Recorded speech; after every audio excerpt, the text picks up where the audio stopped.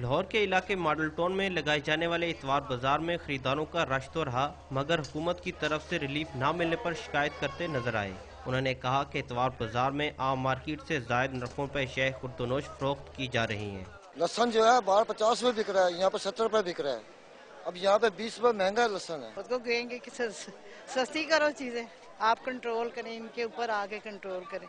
लिखा भी होता है तो फिर भी नहीं उसी भाव देते। आवाम को तो बिल्कुल कोई रिलीफ नहीं मिल रहा और दिन ब दिन महंगाई होती चली जा रही है। तो यहाँ पे ज़रा स्ट्रिक्टनेस होती है तो कुछ चीज़ें हमें सस्ती मिल जाती हैं, लेकिन मोस्टली जो फ्रूट वगैरह है वो महंगा मिल जाता है। सार्फिन की बात पर कान धरने की बजाय दुकानदारों ने महंगाई का सारा मलबा लोड शेडिंग पर डाल दिया। पिछों सौदा नहीं आने लैन में खरीदने वाले ज्यादा ने, सौदा को घट आता है, इस वजह रेट बढ़ जाता है। लाइट तो होती नहीं है तो कहाँ से फसलें आएंगी?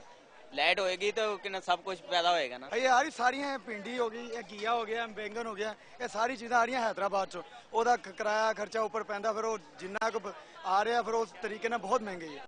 सार्फिन ने कहा कि अशिया का रेट कंट्रोल करने के लिए हुकूमत खुसूसी कमेटियों को फाल बनाए ताकि आवाम को रिलीफ मिल सके।